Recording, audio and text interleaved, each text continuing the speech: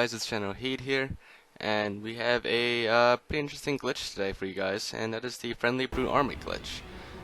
So what you want to do is start at the beginning of the mission, the Covenant, and I'd recommend you do this with at least one other person, just in case, but all you need to do is turn on the tilt skull.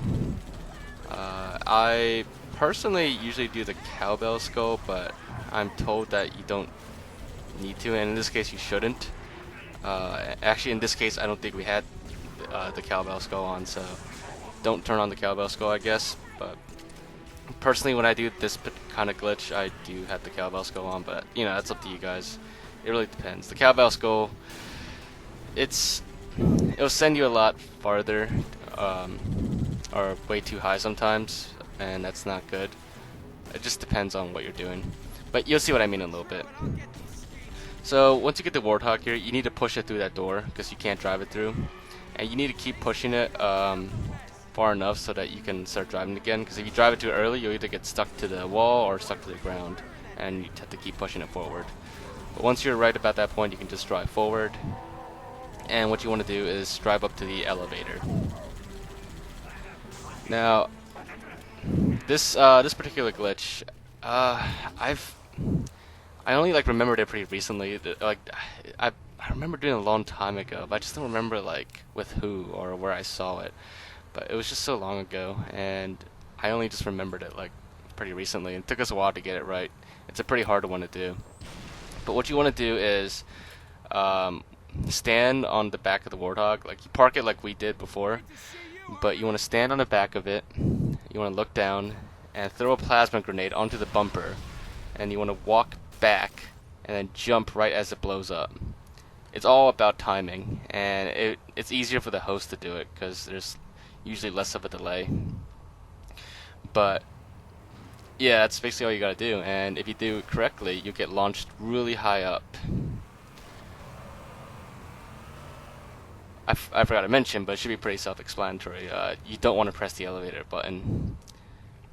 You're basically Warthog launching up to the top. But yeah, Warthog launching could be a little bit tricky, but it just takes practice, and it's all about timing. But so just stick the bumper, and there you have it. You just walk back and jump up a little bit, and it should launch you straight up. However, if you do this with more than one person, you're going to want to make sure that other person kills himself right as you launch. Otherwise, once you launch up, they will be teleported underneath you, and they will fall down and then teleport you back down, so that you won't be able to make the full height. So just make sure they kill themselves at the same time. Now let's try this again. You might want to play around with the position of the Warthog sometimes. It could have different results, but it shouldn't matter too much. But like I said, just have the other player kill themselves, so that they are in that waiting to respawn moment. And at that point, you can stick the bumper of the Warthog. See, walk back a little bit. I'm going to play this in slow motion so you can see. Walk back a little bit and jump. And the Warthog will flip up and just launch you straight up, all the way up to the top.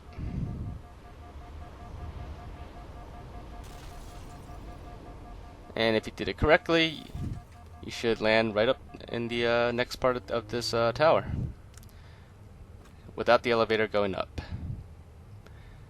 So what happens now is, because the elevator did not go up, you did not hit the loading. There's some kind of loading point that the elevator is supposed to trigger, I guess. You did not trigger it, and therefore when you come up here, the brutes, all the brutes up here, are all friendly. Well, not exactly friendly. They still show up as an enemy on your crosshairs or your reticle, but they won't attack you. I mean, they'll respond to you bumping into them and stuff, but other than that, they won't attack you. Even if you kill them, they still have no response.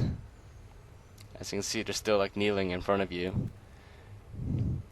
If you want, it's a good opportunity to take a screenshot from the other person's perspective of all the brutes kneeling before you. But yeah, so that's basically it. I know it looks easier than it actually is, but I'm sure with practice you'll be able to get it. But other than that, the brutes are all yours to do as you please with them. They'll never attack you no matter what you do. Their AIs have been somewhat disabled. But also, you cannot proceed with a mission without killing them. You can't hit the switch, so you do need to kill all of them. Once you kill all of them, then you can just deactivate the shield as normal. Everything else is pretty much normal from here. The cutscene still plays normally. However, there's one difference. Once the cutscene ends, you'll find that the elevator is still not up here. It's still at the very bottom, meaning that there is no way to get back down and finish it. Well, actually, I wouldn't say there's no way to do it. I think there is a way to slide back down somehow, but I don't know the way. Maybe somebody else knows the way. If you do, then feel free to share it. I think I remember that, I heard in the past a way to get down would be to use it to pull up a cover somehow and to slide down, but I'm not sure. So if anyone knows, then post in the comments and let me know if you know how to get back down. But other than that, if you don't know the way back down, then there is no way back down. If you jump down, you won't survive the fall. Even if you use the invincibility power up, you won't survive the fall.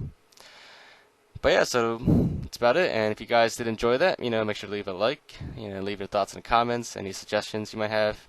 And as always, if you haven't already, make sure to subscribe, because we got a lot of other great videos coming out soon. Trying to shoot for uploads every day now.